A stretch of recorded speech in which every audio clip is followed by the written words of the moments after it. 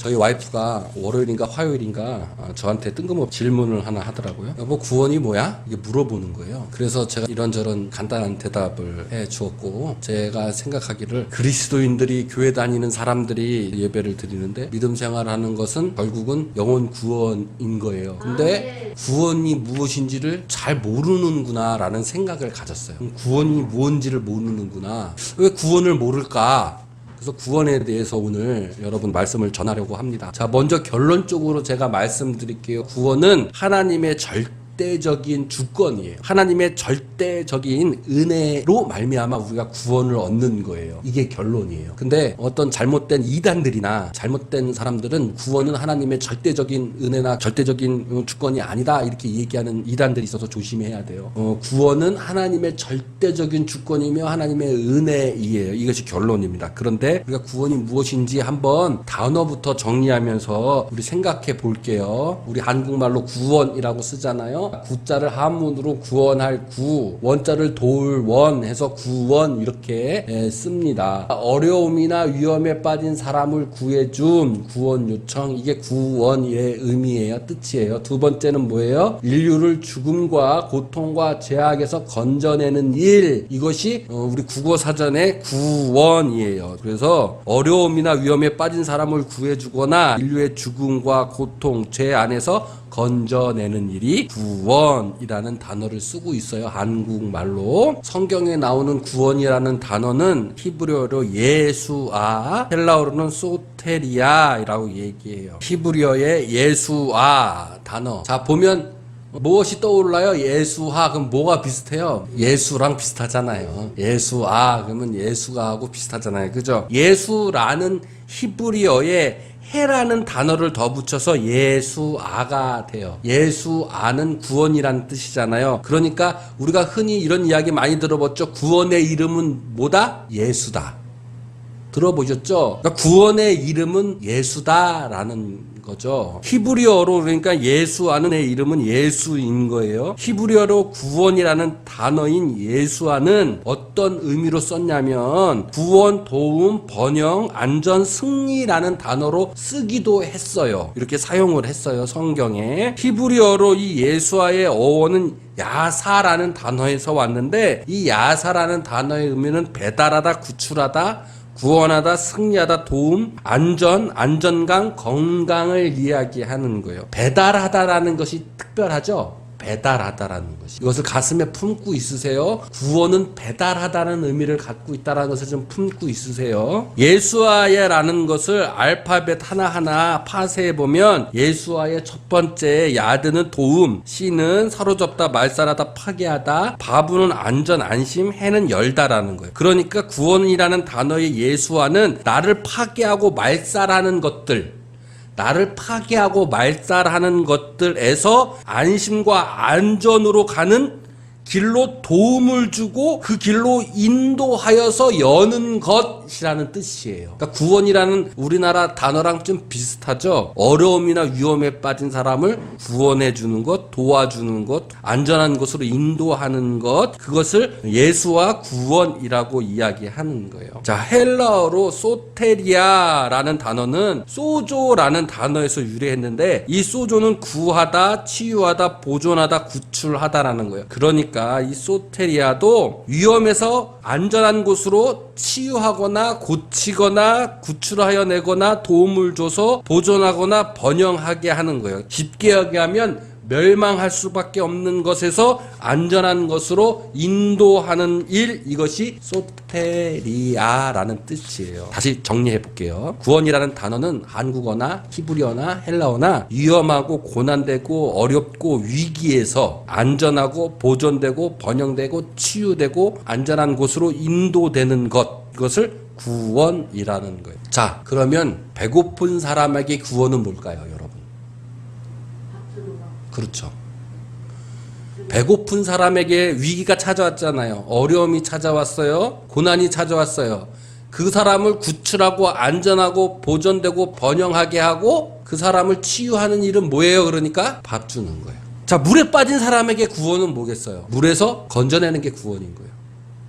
삶에 문제가 있는 사람에게는 삶의 문제를 해결해 주는 것이 구원인 거예요.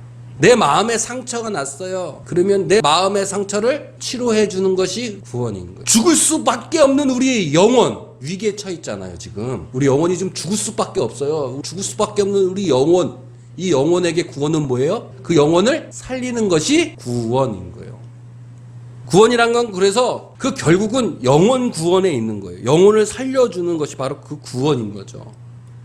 구약 이스라엘에서 구원은 전쟁이 났었을 때 전쟁에서 죽을 위기에서 구출해 주는 것이 구원이었어요. 자, 가뭄이나 홍수가 났어요. 또는 질병이 왜 위기가 있어요. 아니면 나를 비방하는 자들에게서의 위기가 있어요. 그런 위기 속에서 이스라엘 백성들은 구원해달라고 이야기한 거예요. 그것이 이스라엘 백성에게 구원인 거죠. 내 지금의 삶이 죽을 수밖에 없는 삶이구나. 내가 지금 고난의 위기에 처해 있구나. 라는 것에서 시작된다는 거예요. 여러분, 구원은 그러니까 다른 것들이 아니에요. 여러분 인생에서 지금 위험에 처해져 있어요. 내가 지금 배가 고파요. 내 마음에 상처가 났어요. 아니면 내가 지금 질병을 갖고 있어요. 내가 지금 뭐 어떤 세상의 문제를 갖고 있어요. 위기에 처해 있어요. 내가 지금 내 삶이 고난스러워요. 죽을 수밖에 없는 내 삶에서 구원이 되는 거죠. 내 삶 속에서 어려웠던 모든 것들이 해결되는 일들이에요. 배고픈 자에게 빵, 물 빠진 사람에게 건져냄을, 질병을 얻는 자에게 고침을, 내 마음의 아픔과 시련이 있는 사람에게 나음을 얻게 해주는 구원인 거예요. 그런데 여기서 우리가 알아야 한 가지가 더 있어요. 그러면 복음은 무엇일까요? 자, 봐보세요. 배고픈 자에게 빵을 주는 것이 구원이에요. 그쵸? 그럼 복음은 뭐예요? 배고픈 자에게 빵이 저기 가면 있어요 라고 말하는 것이 복음인 거예요. 저기 가면 빵을 나눠줍니다 라고 이야기해 주는 것이 기쁜 소식이기 때문에 그래요. 그러면 그 사람은 그 기쁜 소식을 듣고 어떻게 해야 돼요? 그 빵을 주는 곳으로 가야 되는 거예요. 빵이 저기 있어요 라고 이야기한 사람의 말을 믿고 가야 되는 거예요. 그래서 복음을 믿는 자에게 무엇이 있는 거예요? 구원이 있는 거예요. 아픈 자에게 치유해 주잖아요. 그럼 복음은 뭐예요? 아픈 사람에게 저기 병원이 있어요. 저기 가면 병원이 있으니까 저기 가면 낫습니다 라고 이야기해 주는 것이 복음인 거예요.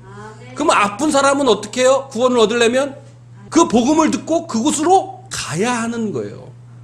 물에 빠진 자에게 구원은 물을 건져내 주는 거잖아요. 복음은 뭐겠어요? 밧줄을 던져주는 거죠. 이 밧줄을 잡으면 당신은 물에서 건져 나옴을 받아서 살 수 있습니다 라는 것이 복음이에요. 그러면 물에 빠진 사람은 그 밧줄을 잡는 것이 구원인 거예요. 그럼 구원은 누가 이루어줘요? 사람이 해요? 아니에요. 구원은 오로지 하나님이 하시는 거예요. 그러나 사람이 무엇을 해요? 복음을 전해주죠. 그리고 물에 빠진 자는 어떻게 해요? 믿음으로 밧줄을 잡는 것을 행위를 하는 거예요. 복음은 사람이 전하지만 구원을 하는 행위는 하나님이 하시는 거예요. 병에서 치유함을 얻게 하신 것은 하나님이 하시는 것이고요. 전쟁에서 승리를 하는 것도 하나님이 하시는 거고요. 물에 빠진 사람을 건져내는 능력은 하나님이 하시는 거예요. 우리는 복음을 전하는 거예요. 빵이 여기 있습니다. 병원이 여기 있습니다. 승리할 수 있는 길이 여기 있습니다. 밧줄이 여기 있습니다. 당신이 영원히 죽을 수밖에 없는 그 영혼이 살려면 저기 저 하나님의 나오는 성전 그곳으로 가야만이 당신이 살 수 있습니다라는 복음을 전하는 거예요. 죽을 수밖에 없는 내 영혼 생명으로 살려주는 것, 저기 가면 말씀을 가르쳐주는 곳이 있습니다. 저기 교회 가면 하나님의 말씀이 흘러나와요. 그곳으로 오라. 그래야 구원을 얻는 거예요. 그 복음을 믿고 그곳으로 가서 나를 증명해내는, 그러면 하나님께서 우리에게 구원을 해주시는 거죠. 구원은 그래서 오직 하나님의 주권에 달려있는 거예요. 그래서 믿음으로 구원을 얻는 거예요. 그렇잖아요. 그 복음을 믿고 내가 가야 구원을 얻을 수 있잖아요. 믿음으로 구원을 얻는 겁니다. 복음을 믿을 때에 구원이 있는 거예요.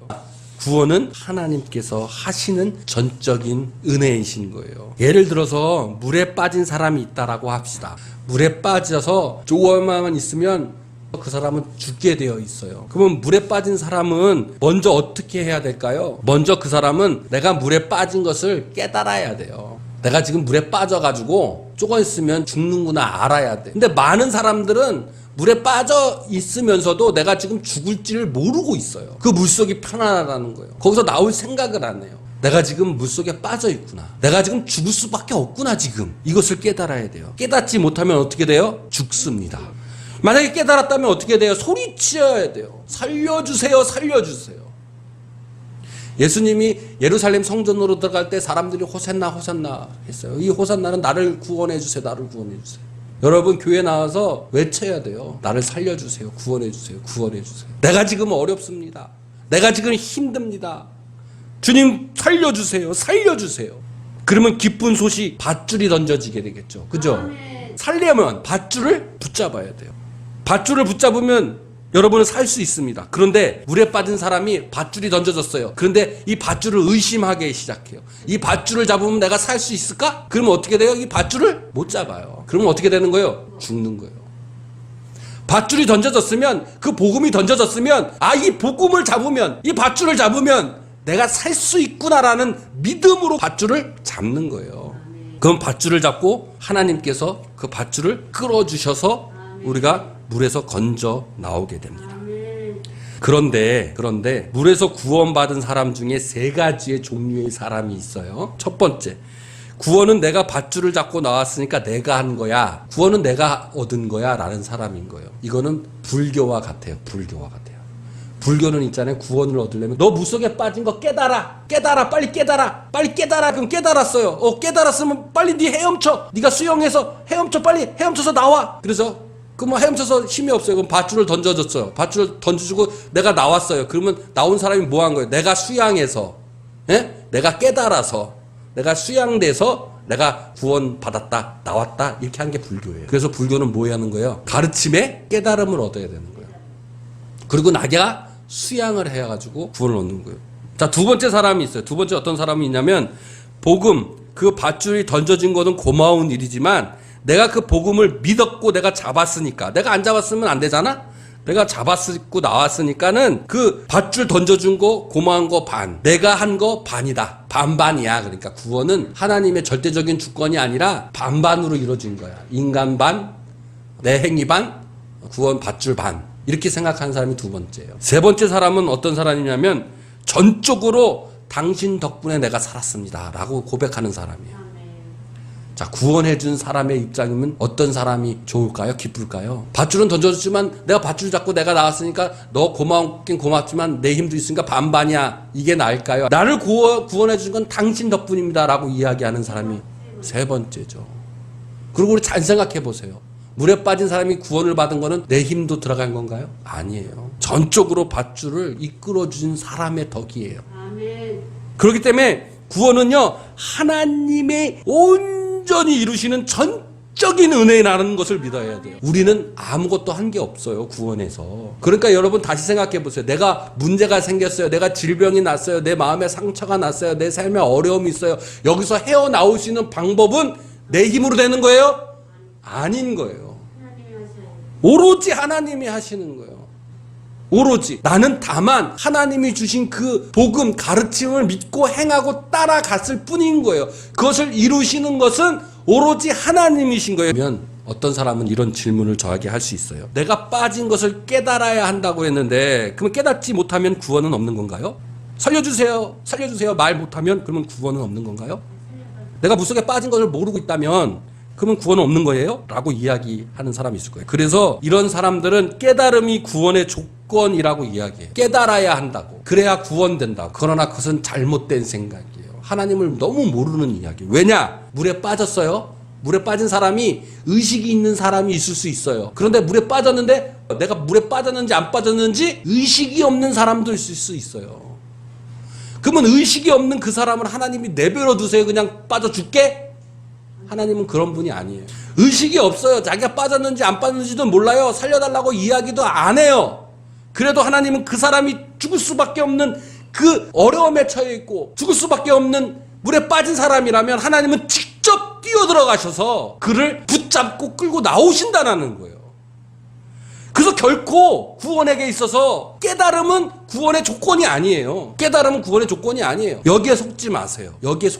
구원은 하나님의 전적인 은혜예요. 우리가 의식하지 못하더라도 깨닫지 못하더라도 하나님은 우리를 그냥 내버려 두시지 않고 직접 물로 뛰어드셔서 우리를 끄집어내시는 하나님이신 거예요. 마무리하려고 합니다. 우리는 행하지만 하나님이 이루셔요. 우리가 구원을 얻기 위해서는 첫 번째 와야 합니다. 오지 않으면 안 돼요. 어디로 가야 돼요? 교회로 가야 돼요. 두 번째 변론해야 됩니다. 증명해야 됩니다. 내 예배로 내 정의의 삶과 긍휼의 삶과 믿음의 삶을 교회 안에서 증명해내고 판단하고 결정해야 돼요.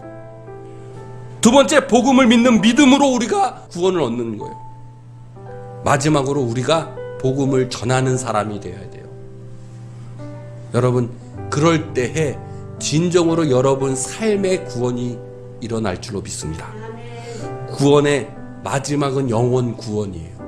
내 삶의 구원도 있지만, 이 땅의 삶의 구원도 있지만, 진정한 구원은 죽을 수밖에 없는 내 영혼, 그 내 영혼이 하나님 예수 그리스도의 가르침과 복음을 통해 내가 다시 살아나는 영생의 길로 가는 그 구원이 바로 본질적인 구원인 거예요. 여러분, 삶에 어려움이 있습니까? 질병이 있습니까? 나한테 누군가가 상처 주는 사람이 있어요. 하나님께 나오세요. 와서 서로 변론하세요. 그러시면 주님께서 여러분의 삶을 안전한 곳으로, 치유하는 삶으로 인도해 주실 줄로 믿습니다.